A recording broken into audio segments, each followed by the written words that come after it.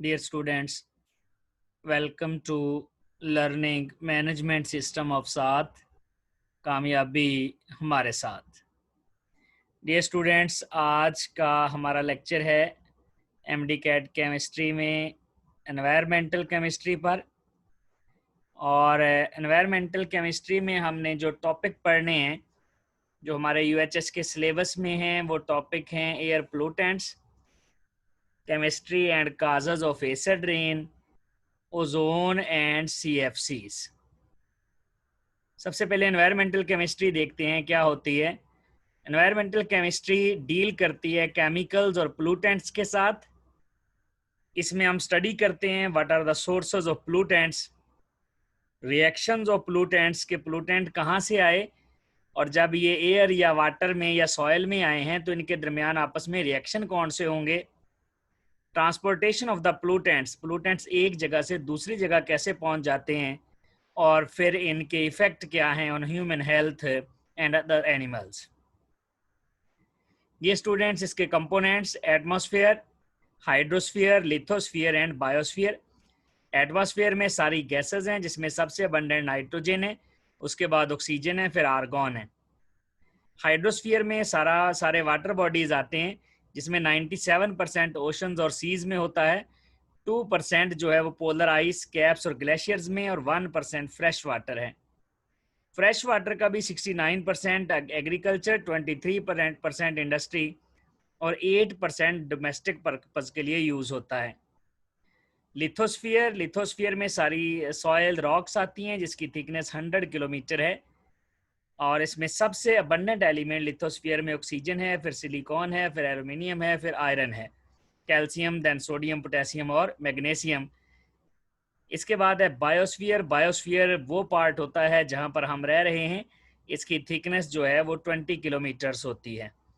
ये वो एरिया है जहां पर लाइफ एग्जिस्ट करती है। ये था इंट्रोडक्शन। अब चलते हैं एयर पोल्यूशन की तरफ। एयर पोल्यूशन क्या है? एयर पोल्यूशन है एयर में हार्मफुल सब्सटेंसेस का मौजूद होना। कौन से सब्सटेंसेस? जो हमारी हेल्थ को, एनवायरनमेंट को और क्वालिटी ऑफ लाइफ को डैमेज करते हैं। एयर पोल्यूटेंट्स दो तरह के होते हैं, एक प्राइमरी और दूसरे सेकेंडरी। प्राइमरी पोल्यूटेंट्स होते हैं जो डायरेक्टली एमिट किए जाते हैं, यानी इंडस्ट्री से या ऑटोमोबाइल से डायरेक्ट एयर में चले जाते हैं, जैसा कि कार्बन डाइऑक्साइड, कार्बन मोनोऑक्साइड है, अमोनिया है। सेकेंडरी पोल्यूटेंट्स होते हैं जो प्राइमरी पोल्यूटेंट के केमिकल और फोटोकेमिकल रिएक्शन से मिलके बनते हैं। यानी प्राइमरी पोल्यूटेंट एयर में आ गए, एयर में उन्होंने आपस में रिएक्शन किया और एक नया पोल्यूटेंट बना दिया। जैसे देखें SO3 एयर में आया, वाटर से रिएक्शन किया, और SO2 एयर में आया, एयर में आके ऑक्सीजन से रिएक्शन किया और SO3 बना दिया, और SO3 जो है वो क्या है? सेकेंडरी पोल्यूटेंट है। SO2 वाटर और ऑक्सीजन से मिलकर सल्फ्यूरिक एसिड बना देता है, दिस इज सेकेंडरी पोल्यूटेंट। इसी तरह पर ऑक्सीएसिटाइल नाइट्रेट है, ओजोन है, परऑक्सोबेंजोल है। तो जो डायरेक्ट एयर में, वाटर में चले जाएं वो प्राइमरी होते हैं। चूंकि हम एयर पोल्यूशन पढ़ रहे हैं तो हम देखेंगे जो डायरेक्ट एयर में चले गया वो प्राइमरी पोल्यूटेंट है। अब कुछ प्राइमरी पोल्यूटेंट्स और कुछ हमारे पास हैं जो एयर पोल्यूटेंट सबसे ज़्यादा कॉमन है। सबसे पहले कार्बन मोनोऑक्साइड है। इसकी प्रॉपर्टीज कलरलेस, ऑर्डरलेस है, इनसॉल्युबल इन वाटर या स्लाइटली सॉल्युबल इन वाटर है, और फिर 3 टाइम्स लाइटर देन एयर। इसके बाद है इसके नेचुरल सोर्सेज। ये वॉल्केनिक इरप्शन, वॉल्केनो से आती है, एनारोबिक डिकम्पोजिशन से आती है। Anaerobic decomposition in the absence of oxygen, जो microorganism dead organic matter को डिकम्पोज करती हैं। और लास्ट में है oxidation of methane in atmosphere. इसके ह्यूमन एक्टिविटी से जो सोर्सेज हैं, बर्निंग ऑफ फोसल फ्यूल है, रेफ्यूज है, यानी जो हम रेफ्यूज, जो वेस्ट होता है उसको जब कंबस्शन करते हैं, जलाते हैं, तो कार्बन मोनोऑक्साइड एयर में जाती है।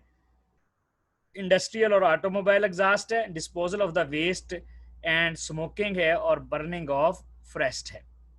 ये ह्यूमन एक्टिविटी जिसको हम एंथ्रोपोजेनिक सोर्सेज कहते हैं, ये वो वाली एक्टिविटी है जो कार्बन मोनोऑक्साइड ज़्यादा कर देती हैं।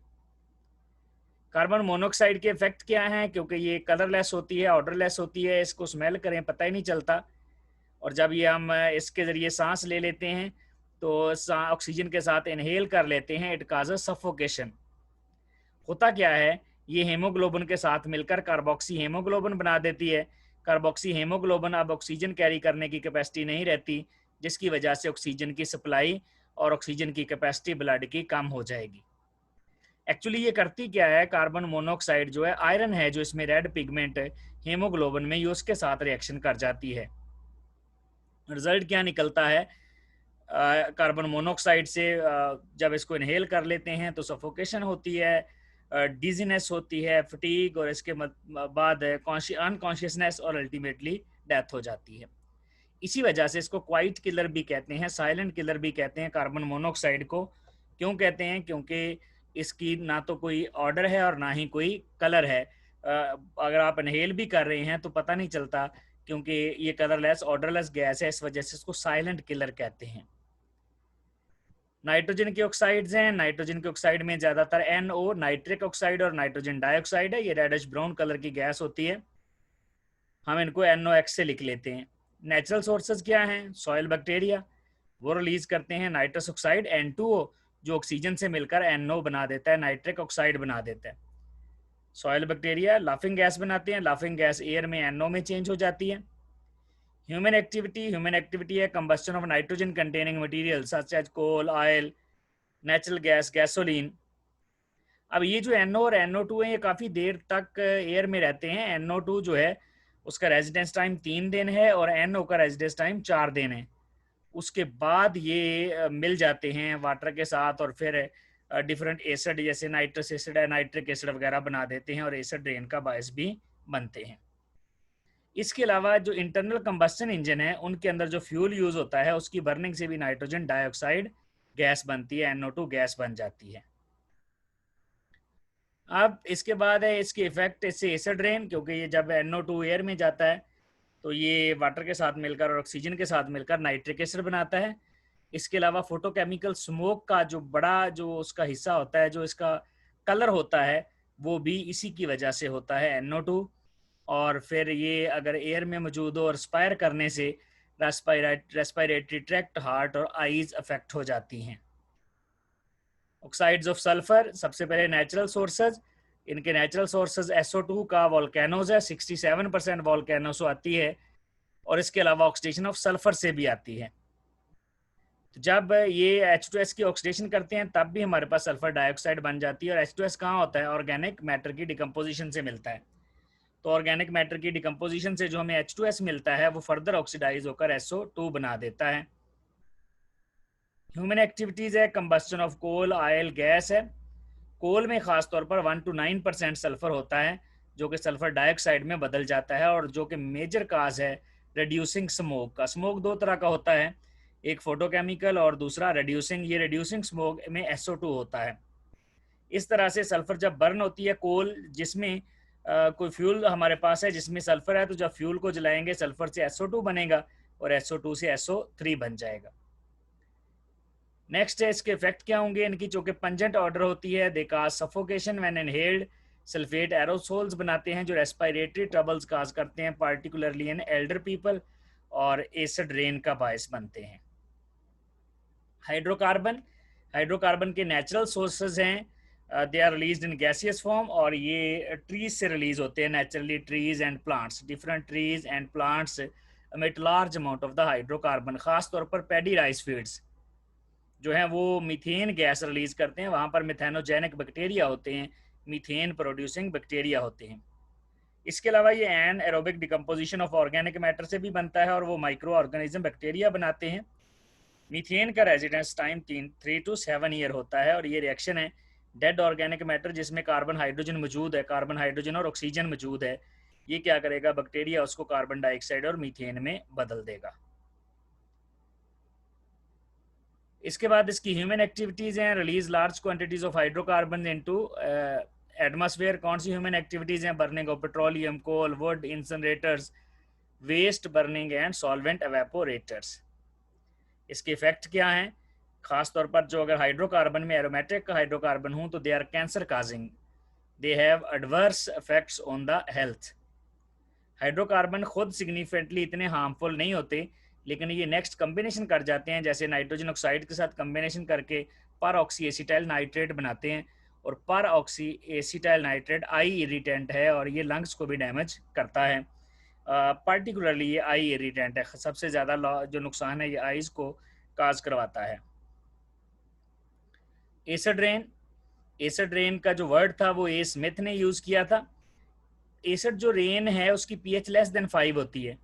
अगर हम नेचुरल रेन को देखें जो अनप्लूटेड रेन होती है उसकी पीएच भी एसिड रेंज में ही होती है 5.6। ये भी एसिडिक पीएच है। This is because of carbon dioxide. Carbon dioxide जब वाटर से मिलता है तो कार्बोनिक एसिड बनता है और इसकी पीएच 5.6 होती है। जैसा कि फिनोल की पीएच भी 5.6 होती है। इसी तरह जो हमारे पास विनेगर वगैरह है उसकी पीएच भी करीब करीब यही होती है। ऑरेंज जूस की पीएच भी यही होती है। अब जो है अगर पीएच लेस देन 5 हो जाए, सॉरी एसिड जो हमारे पास ऑरेंज जूस है उसकी पीएच लेस देन 5 होती है, लेस देन 5 सॉरी विनेगर की और ऑरेंज जूस की पीएच जो नेचुरल रेन है उसके करीब नहीं होती बल्कि जो हमारी एसिड रेन है उसके करीब होती है, लेस देन 5। तो नेचुरल जो रेन है उसकी पीएच 5.6 है, that is because of carbon dioxide, oxides of carbon की वजह से है। लेकिन अगर पीएच लेस देन 5 हो जाए तो हम उसको कहते हैं ये एसिड डेपोजिशन है, वेट डेपोजिशन है। इसकी वजह क्या है? इसकी वजह नाइट्रोजन और सल्फर के ऑक्साइड्स हैं जो कि एयर में नाइट्रिक एसिड और सल्फ्यूरिक एसिड बनाते हैं। इसके अलावा ड्राई एसिड रेन भी होती है, जैसे direct sulphur dioxide, nitrogen dioxide, HCL वगैरह बिल्डिंग्स और ट्रीज पर डिपॉजिट कर जाते हैं तो इसको हम कहते हैं ड्राई डेपोजिशन। अगर मॉइस्चर के साथ मिलकर ये करेंगे तो फिर इसको कहेंगे हम वेट डेपोजिशन। एसिड रेन की पीएच आमतौर पर जो रेंज करती है 4.2 से 4.4 के दरमियान, यानी लेस देन 5 रहती है ये वाली पीएच। एसिड रेन के डिसएडवांटेज क्या हैं? ये बिल्डिंग मटेरियल को अपने अंदर डिसॉल्व कर लेती है। बिल्डिंग मटेरियल में कैल्शियम कार्बोनेट होता है, जब इसके ऊपर एसिड फॉल करता है तो वो कैल्शियम आयन अलहदा हो जाते हैं जिसकी वजह से ये मार्बल ख़राब होना शुरू हो जाता है, जैसा कि इसकी मशहूर एग्जांपल है टॉम्ब ऑफ कायद और ताज महल। इसके अलावा ये एसिड रेन जो होती है, चूँकि इसमें एसिड होते हैं, ये सॉइल में से आइंस बहा कर ले जाती है वाटर में। तो एक तो ये सॉइल्स को बैरन कर देती है, सॉइल्स में से न्यूट्रिएंट की कमी हो जाती है, और दूसरा ये वाली जो मेटल्स हैं ये वाटर में ले जाती हैं, जिनमें से कुछ मेटल्स पॉइजनस होती हैं एक्वेटिक लाइफ के लिए। जैसे कि एल्यूमिनियम मेटल है, जब ये वाटर में जाती है तो ये फिश के जो गिल्स होती हैं उनको बंद कर देती है, उस सफोकेशन के बाद फिश की डेथ हो जाती है। इसके अलावा एसिड रेन क्रॉप्स को, फ्रूट्स को, वेजिटेबल्स को, वेजिटेशन को, इन सारी चीज़ों को भी डैमेज कर देती है। ओजोन, ओजोन गैस है और इस ये लो बॉइलिंग पॉइंट होता है उसका, ये स्ट्रेटोस्फीयर में पाई जाती है। जो हमारे पास एनवायरनमेंट है उसके 4 हिस्से हैं, एक एटमॉस्फेयर है, हाइड्रोस्फीयर है, लिथोस्फीयर है और बायोस्फीयर है। फिर एटमॉस्फेयर जो उसके फिर 4 हिस्से हैं, सबसे नीचे वाला ट्रोपोस्फीयर है, फिर हमारे पास स्ट्रेटोस्फीयर है, स्ट्रेटोस्फीयर के बाद हमारे पास थर्मोस्फीयर है, और लास्ट में हमारे पास जो आ जाता है वो आयनोस्फीयर आ जाता है। तो ये ओजोन जो है ये गैस है और ये पाई जाती है स्ट्रेटोस्फीयर में 25 से 28 किलोमीटर्स पर, और यहाँ पर इसकी जो ओजोन की कंसंट्रेशन है वो 350 डॉब्सन यूनिट होती है। एक डॉब्सन यूनिट 0.01 मिलीमीटर के बराबर होता है, यानी अगर मैं इसको मिलीमीटर में कन्वर्ट करूँगा तो ये 3.5 मिलीमीटर इसकी थिकनेस बनेगी ओजोन लेयर की। ओजोन अगर स्ट्रेटोस्फीयर में हो तो इट इज़ अ ब्लेसिंग। क्यों? क्योंकि ये यूवी रेडिएशन को फिल्टर करती है। अगर यूवी रेडिएशन अर्थ पर आ जाएंगी तो ये स्किन कैंसर काज करेंगी और आंखों की बीमारी कैटरेक्ट, जिसको मोतिया कहते हैं, वो काज करेगी, और इसके अलावा ये म्यूटेशंस भी काज करवा देती है। लेकिन अगर ये ट्रोपोस्फियर में हो तो इट्स अ कर्स। ये हमारी आईज को डैमेज करती है, लंग्स को डैमेज करती है, aggravates asthma, decreases elasticity of the lung tissues, chest discomfort. इसके अलावा ये ऑक्सीडाइज करवा देगी रबर को, पेंट को, उनकी जो ड्यूरेबिलिटी है उसको कम कर देगी। कैसे बनती है? ये फोटोकेमिकल रिएक्शन से बनती है और इसकी जो अमाउंट है वो इक्वेटर के करीब कम होती है। सीवियर डेफिशिएंसी जो ओजोन की होती है उसको ओजोन होल कहते हैं, और ये पार्टिकुलरली सितंबर और नवंबर में होती है। टेम्परेचर डिक्रीज अगर देखा जाए, जैसे जैसे हम ऊपर को जाते हैं टेम्परेचर कम होता जाता है, तो जैसे जैसे हम ट्रोपोस्फियर में मूव करते हैं तो टेम्परेचर 15 से -56 डिग्री सेंटीग्रेड हो जाता है। 15 दुनिया का एवरेज जो है वो टेम्परेचर है, एवरेज ग्लोबल टेम्परेचर है, ये -56 डिग्री सेंटीग्रेड हो जाता है जब हम ट्रोपोस्फियर में मूव करते हैं 0 से 15 किलोमीटर तक। और फिर जब स्ट्रेटोस्फियर में 15 से 40 किलोमीटर तक जाते हैं तो टेम्परेचर फिर बढ़ जाता है, -56 से -2 डिग्री सेंटीग्रेड हो जाता है, तो इसका मतलब ये है, ये टेम्परेचर इंक्रीज करके है, काफ़ी ज़्यादा टेम्परेचर में इंक्रीज आई है। वजह क्या है? This is due to the presence of ozone in the stratosphere which absorbs ultraviolet radiations. Ozone के हर 10 मिलियन मॉलिक्यूल जो सॉरी एयर के हर 10 मिलियन मॉलिक्यूल्स में से 2 मिलियन जो हैं नॉर्मल ऑक्सीजन के होते हैं, और सिर्फ 3 जो हैं हमारे पास ओजोन के मॉलिक्यूल होते हैं। यानी एयर के हमारे पास 10 मिलियन मॉलिक्यूल्स हों तो ओजोन के सिर्फ उसमें 3 मॉलिक्यूल होंगे, बाकी ऑक्सीजन के 2 मिलियन मॉलिक्यूल्स मौजूद होंगे। ओजोन की डिस्ट्रक्शन कौन करता है? क्लोरोफ्लोरोकार्बन, CFCs हैं। क्लोरीन, इसमें कार्बन, फ्लोरीन और क्लोरीन के साथ बांड बनाता है। जो ही अल्ट्रावायलेट रेडिएशंस पड़ती हैं, क्लोरीन वाला बांड टूट जाता है। फ्लोरीन वाला बांड नहीं टूटता क्योंकि उसकी बांड एनर्जी ज़्यादा होती है। क्लोरीन वाले बांड की बांड एनर्जी चूँकि कम होती है, ये ब्रेक हो जाता है, और ये ब्रेक होकर ओजोन के साथ रिएक्शन करके उसको डिस्ट्रॉय कर देता है, और ये क्लोरीन मोनोऑक्साइड बन जाता है, फ्री रेडिकल। ये जो फ्री रेडिकल है, ये ऑक्सीजन से के साथ मिलकर दोबारा क्लोरीन रेडिकल को रीजनरेट करवा देता है। इस तरह पहले स्टेप में क्लोरीन रेडिकल जो प्रोड्यूस हुआ है, दूसरे स्टेप में यूज हो गया, और तीसरे स्टेप में फिर प्रोड्यूस हो गया, रीजनरेट हो गया। ये जो एक क्लोरीन का फ्री रेडिकल है, ये 1,00,000 ओजोन के मॉलिक्यूल्स को डिस्ट्रॉय कर देता है। तो इसलिए ये जो हमारे पास क्लोरोफ्लोरोकार्बन्स हैं, ये मेन सोर्स हैं डिस्ट्रक्शन ऑफ द जो हमारे पास है ओजोन लेयर।